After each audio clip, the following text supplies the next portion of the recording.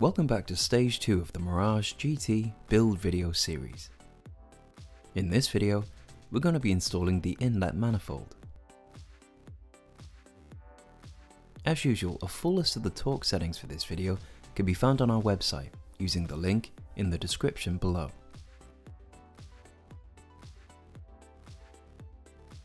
Now that our engine ancillaries and senders have been installed on our chassis, we're now ready to assemble and fit the inlet manifold.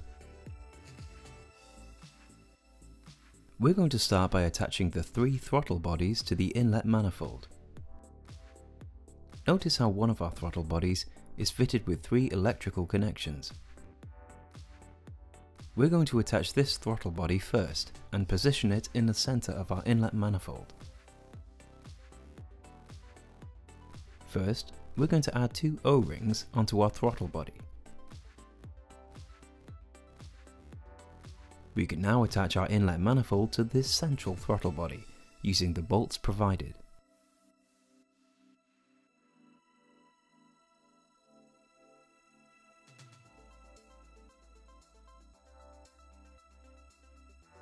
This process can also be repeated for the 2 remaining throttle bodies.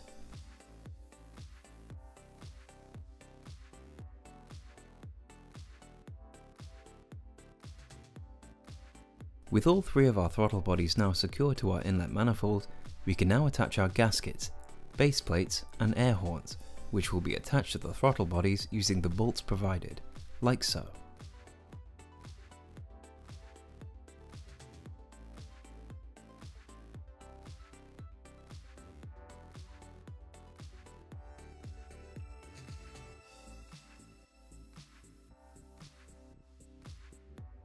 With all of these components now in position, we can now tighten these bolts to a secure fit.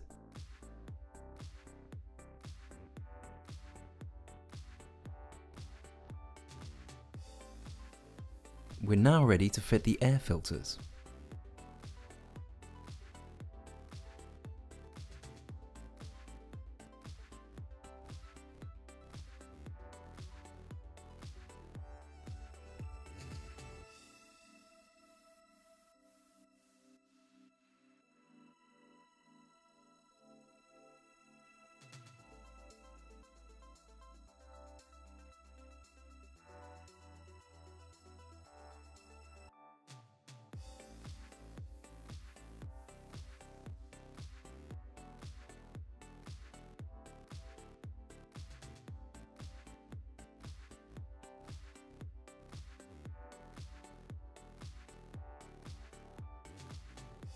With our inlet manifold now successfully assembled, we're now going to fit the adapter plate, which attaches the inlet manifold to the engine.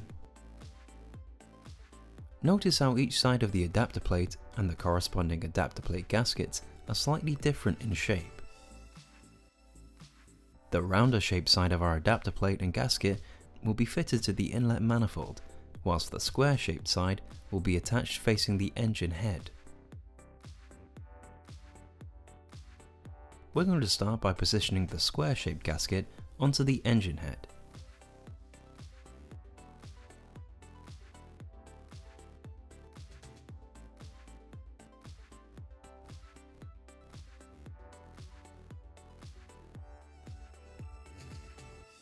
Once in position, we can now attach the adapter plate along with a slightly rounder shaped gasket.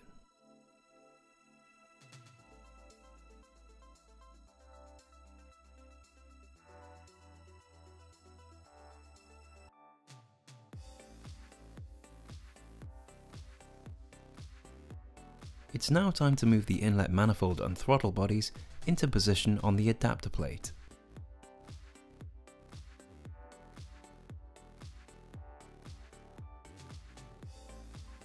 Once in position, we can now secure the inlet manifold to the engine using the bolts and washers provided.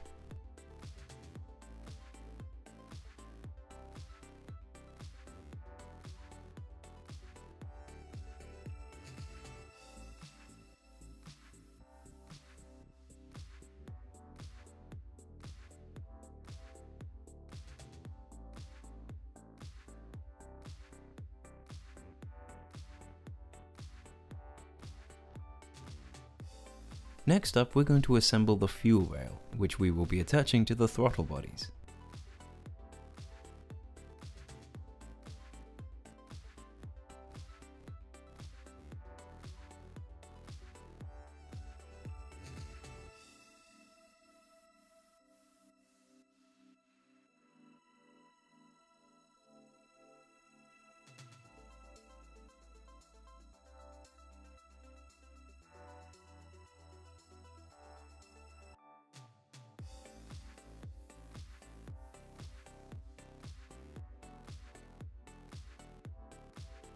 The fuel rail is connected to each throttle body using 2 washers and a banjo bolt.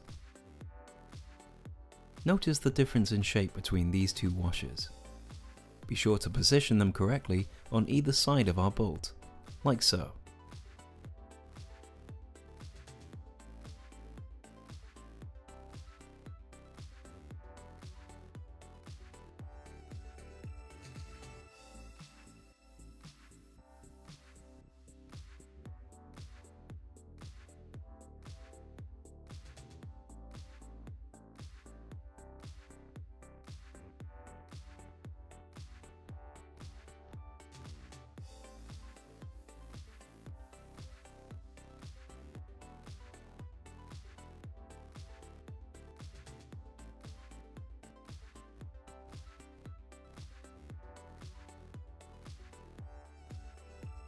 Once the fuel rail has been connected to all 3 of our throttle bodies, we can now tighten the Jubilee clips to a secure fit.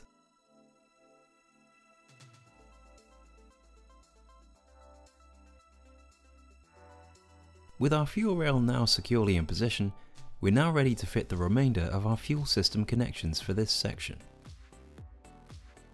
These include our connection from the fuel filter to the fuel rail, from the fuel rail to the pressure regulator, and from the pressure regulator to the fixed fuel lines, which feed back to the fuel tank.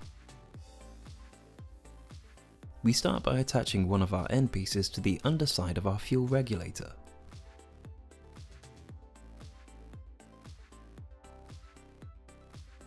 Once in position, we can now connect the fuel pressure regulator to the fixed fuel lines and secure this connection in place using 2 of the Jubilee clips provided.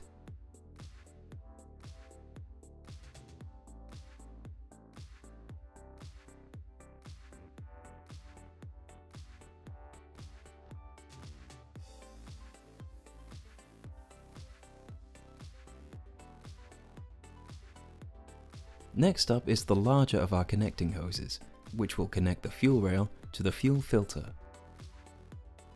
We start by securing the fuel rail end in position first, before feeding the connecting hose underneath the inlet manifold.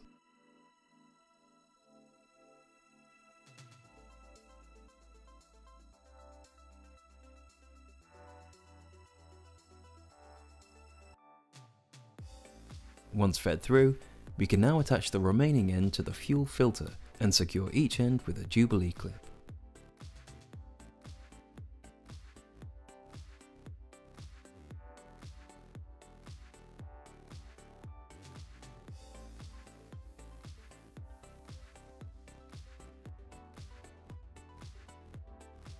Finally, we can now connect up the fuel rail to the fuel pressure regulator. First, we're going to attach the second of our 2 end pieces to the fuel pressure regulator. Finally, we can now attach our final connection hose and Jubilee clips to connect up the fuel rail to the fuel pressure regulator.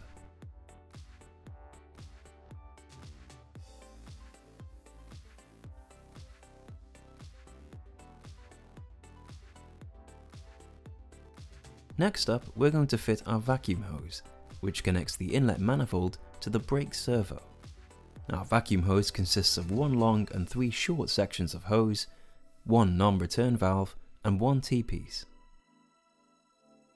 As these sections of hose are tight-fitting, we'll only require 1 Jubilee clip here to connect the vacuum hose to the brake servo. However, it is optional to attach Jubilee clips to each section of the vacuum hose, should you wish to do so. We start by attaching our 3 short sections of hose to the T-piece. attaching our two equal length hoses to either side of the T-piece and the slightly shorter of these three hoses to the middle of the T-piece, like so.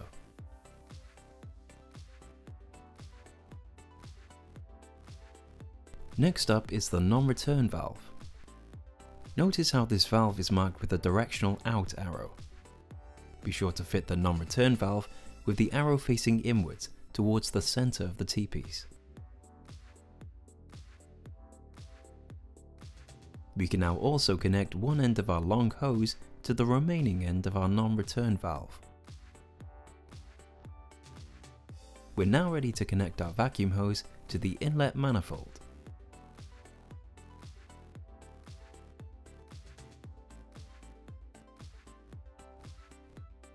It's also advisable at this stage to secure our vacuum hose to the rear loom and water pipes, using some additional cable ties. The front of our vacuum hose can also be secured to our air conditioning hose and chassis. With our vacuum hose held neatly in position, we can now connect the remaining end to the brake servo and secure it in place with a Jubilee clip provided.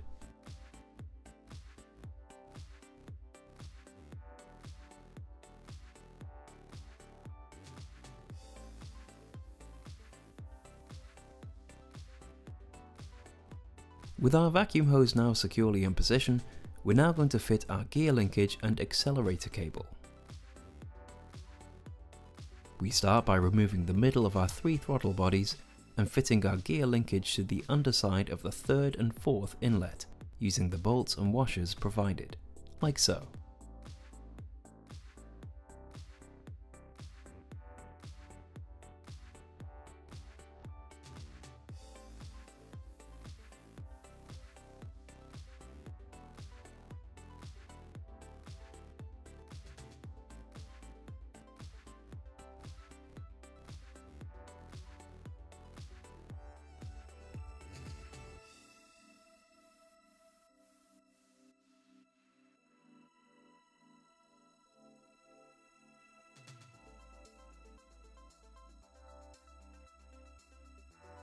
Once in position, we can now attach our accelerator cable.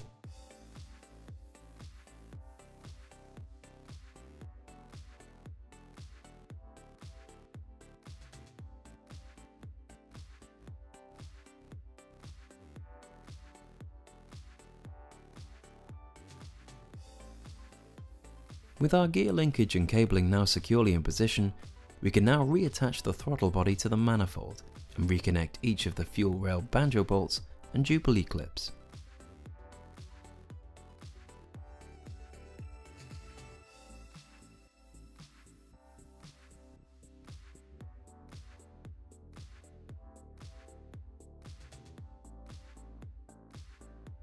The final stage of this section of our build is to secure our accelerator cable in position. We start by feeding the cable through the pedal box and into the driver's footwell. It's advisable at this stage to remove the top pedal box panel in order to reach inside and guide the cable through into the footwell.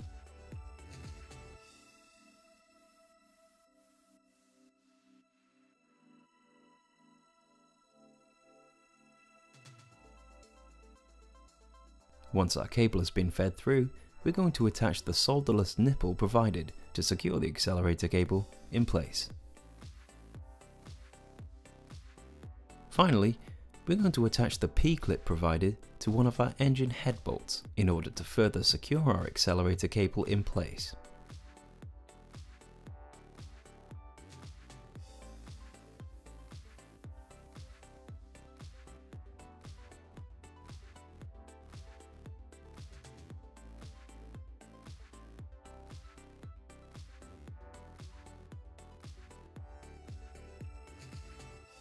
With our inlet manifold and all of its components now securely in position, we're now ready to move on to the next video.